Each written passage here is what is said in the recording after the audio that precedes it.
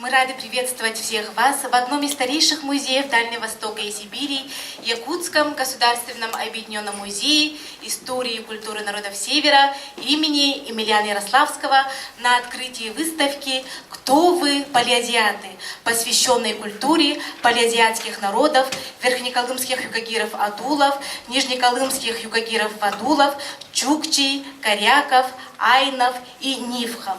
Добрый день, дорогие коллеги, дорогие наши гости. Сегодня очень важное событие. Мы открываем очень хорошую выставку благодаря феномену, идеям Аиды Петровны Решетниковой. Об этой удивительной женщине отдельное слово.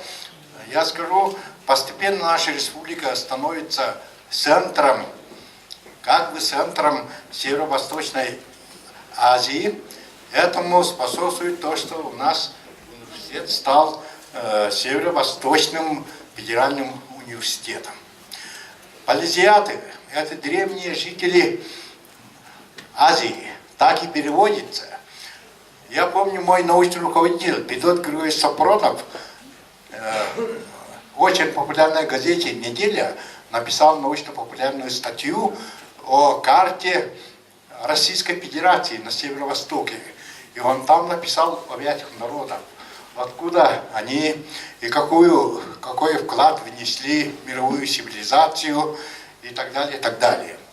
И сейчас вот я очень рад, что в нашем музее открывается вот такая очень интересная выставка.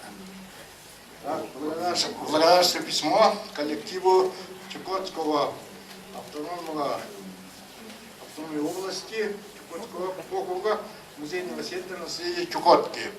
От имени управления музея позвольте получить нашу общую книгу под руководством нашего министерства.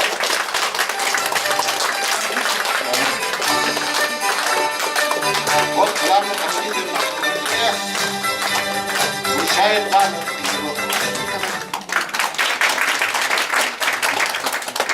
Какое счастье, что уже второй день продолжается работа второй международной конференции «Фольклор палеазиатских народов». Действительно очень волнительно. Такую выставку, наверное, во всей России не смог бы организовать ни один музей, ни один. К сожалению, ни у кого нет вот такой полноценной коллекции палеазиатских народов. И вот поэтому мы вынуждены были объединиться, как и в прошлый раз, когда еще не было директором здесь Егора Спиридоновича, но все-таки вот с предыдущим директором Надеждой Семеновной Артюковой и Вильямом Яковлевым мы убрали советский период и вместо этого расставили тут все эти шаманские вещи.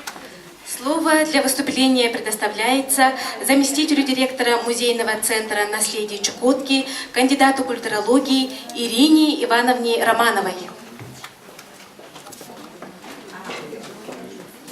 Это здорово, что вы нас пригласили. Мы, конечно, не могли не откликнуться.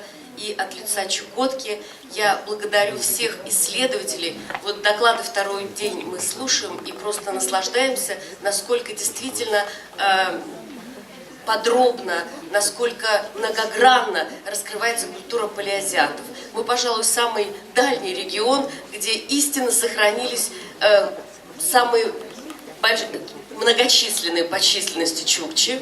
Но помимо этого есть и еще 8 народов, проживающих на Чукотке, сформировавшихся на крайнем северо-востоке. И, конечно, мы их представляем в наших музейных коллекциях. Мы рады, что именно нам, Музейному центру наследия Чукотки, доверило наше правительство представлять Чукотку на этой конференции. И мы были удивлены, наверное, действительно, в Якутске собиратели, оценивая весь важный пласт палеазиатской культуры, собирали коллекции и среди чукчи. Мы посмотрели замечательную экспозицию и хотели бы, чтобы о нас помнили, никогда не забывали. Мы всегда будем рады откликаться на такие предложения, поучаствовать в таких высоких научных и многогранных форумах. И чтобы вы о нас не забывали, мы решили все-таки от имени нашего правительства, от имени музейного центра пополнить коллекции Ярославского музея, Якутского музея имени Ярославского. Мы посмотрели, у вас есть замечательные произведения наших чукотских косторезов, и мы на выставку «Кто вы, палеозиаты» решили привести, ну, как многие журналисты говорят и исследователи, визитную карточку Чукотки, произведения наших замечательных резчиков и граверов. А Якутскому музею мы дарим клык замечательного автора Центра сохранения косторезного искусства Уиленской косторезной мастерской Эйнес. Клык называется «Жизнь тундры и моря». И действительно на нем отображены моменты, связанные с жизнью оленеводов чукчи и морзверобоев, эскимосов и прибрежных чукчи. Амто Чама. Здравствуйте, уважаемые друзья!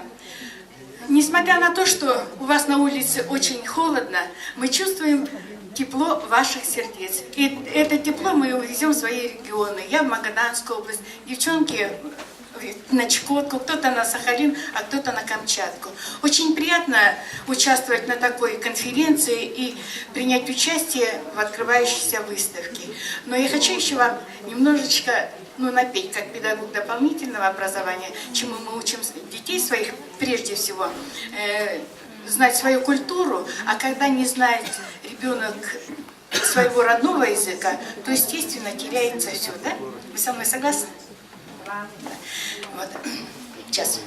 Ияна, ияна, ияна, ияна.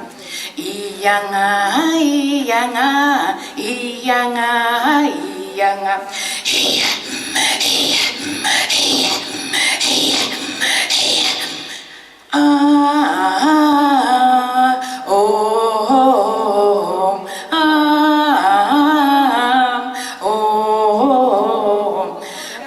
Это у меня три напева, то есть как работают наши женщины, как они хотят украсить дом, заботиться о своих мужчинах. Горловое пение – это мужчины наши на охоте, а третий напев – еду в гости. Мы должны ездить друг к другу в гости. Спасибо вам большое. Вот спасибо большое музею, что вы реконструировали, вы нашли рок, финансы, нашли мастера, и вот наконец-то у нас презентация этого замечательного инструмента. Но я скажу, что вот музей собирает вообще уникальную коллекцию по юкагирам, которой, конечно, я немножко тут помогаю, но привезти предметы, это не значит, что вот их целенаправленно сдаю в музей Изы Петровны. Иногда я предлагала краеведческому музею, но они не находили финансы, а Иза Петровна говорила: да, давайте несите, мы это все окупим. Вот и теперь Иза Петровна обладает уникальной коллекцией юкагирских предметов. В том числе, вот это очередной музыкальный инструмент.